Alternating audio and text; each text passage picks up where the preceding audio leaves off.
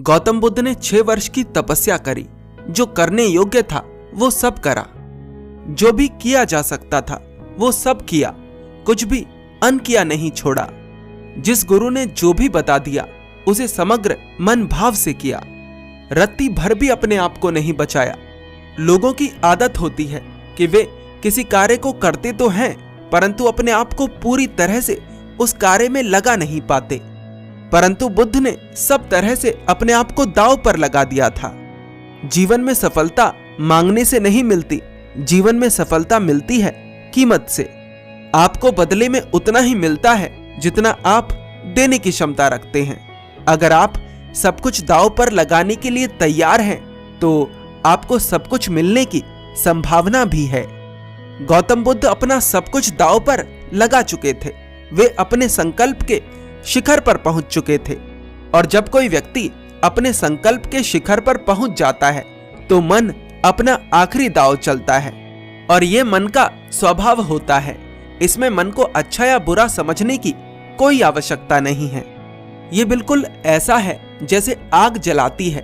हम आग को अच्छा या बुरा नहीं कहते। हम अग्नि का लाभ उठा सकते हैं और उससे विनाश भी कर सकते हैं। गौतम बुद्ध अपने संकल्प के शिखर पर थे तो मन अपने आखिरी हमले करता है। जिस मन के साथ बुद्ध वर्षों रहे वह मन इतनी आसानी से बुद्ध को कैसे छोड़ सकता था। गौतम बुद्ध अपने संकल्प के शिखर पर पहुंच चुके थे। वे आत्मज्ञान से थोड़ी ही दूर थे। उस समय मार, जो कि मन का ही एक रूप है, बुद्ध पर हमला करता है, बुद्ध को डराता है।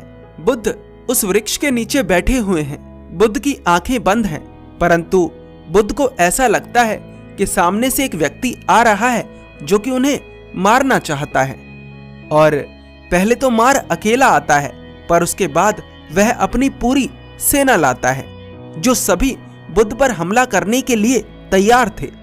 सबके हाथों में हथियार थे और सभी के चेहरे बहुत डरावने थे। वे सभी बुद्ध को मारने का प्रयास करते हैं, पर मृत्यु का भय उसे ही होता है जिसने जीवन पकड़ा होता है। और मैं आपको पहले ही बता चुका हूं कि बुद्ध अपना सब कुछ दांव पर लगा चुके थे। मार और उसकी सेना बुद्ध के ऊपर हथियारों से वार करती है, परंतु बुद्ध के भीतर एक छोटा सा भी कंपन पैदा नहीं होता। वे पूरी तरह से स्थिर बैठे होते हैं।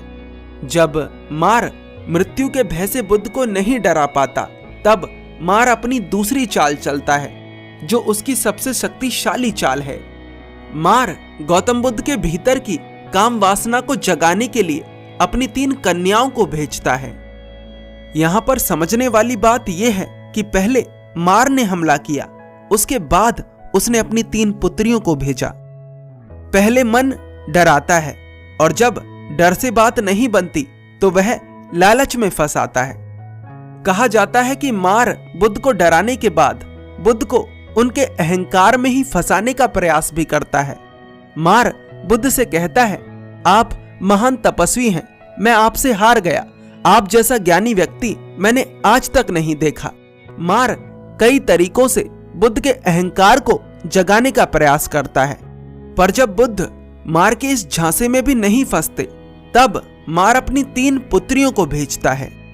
पहले डराया, फिर अहंकार को बढ़ावा दिया, उन्हें मक्खन लगाया कि आप जैसा तपस्वी तो कोई नहीं, आप तो साक्षात ईश्वर हैं। परंतु बुद्ध ना तो डरे और ना ही अहंकार के झांसे में फंसे। तब मार ने अपनी 3 पुत्रियों को भेजा जिनका कार्य था बुद्ध को काम वासना के जाल में फंसाना। कोई स्त्री बुद्ध के लिए मदिरा लेकर आई, कोई स्त्री बुद्ध के लिए नाचने लगी, किसी ने अपने शरीर से वस्त्रों को हटाना शुरू कर दिया। कहा जाता है वे तीनों स्त्री बुद्ध के चारों तरफ घूमने लगी। कोई बुद्ध को छुए, कोई बुद्ध को छेड़े, कोई बुद्ध के शरीर पर लेटना चाहे, परंतु बुद्ध जानते थे कि ये सब उनके भीतर हो रहा है, इसका वास्तविकता से कोई संबंध नहीं। बुद्ध न हिले न डुले, न उनके भीतर भय पैदा हुआ, न ही उन्होंने इनकार किया और न ही स्वीकार। वे बस साक्षी भाव के साथ बैठे रहे, जो हो रहा था उसे देखते रहे। यही सूत्र है। ध्यान में इसी तरह से बैठा जाता है। न भय, न चिंता, न डर, न क्रोध, न अहंकार।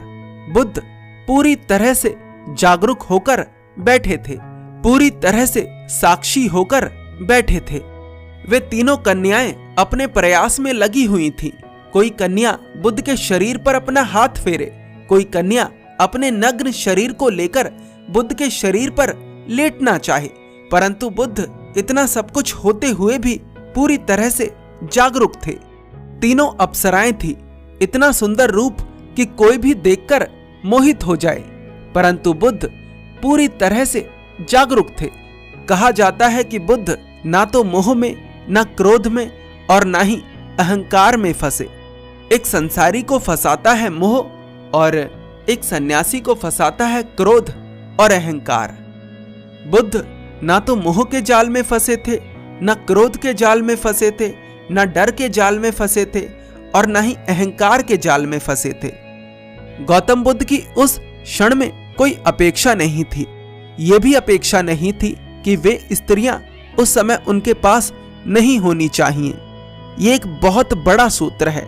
जीवन में हम कभी कभी उन चीजों का विरोध करते हैं जो हमारे जीवन में होती हैं और जिन्हें हटाने का हमारे पास कोई तरीका नहीं होता, और हम उन चीजों के कारण रोते रहते हैं। बुद्ध ने एक बार भी शिकायत नहीं करी कि मैंने इतने दिन ध्यान करा, ये मार मुझसे युद्ध करने क्यों आ रहा है, ये सुंदर स्त्रियां मेरे मन को मोहित करने क्यों आ रही हैं।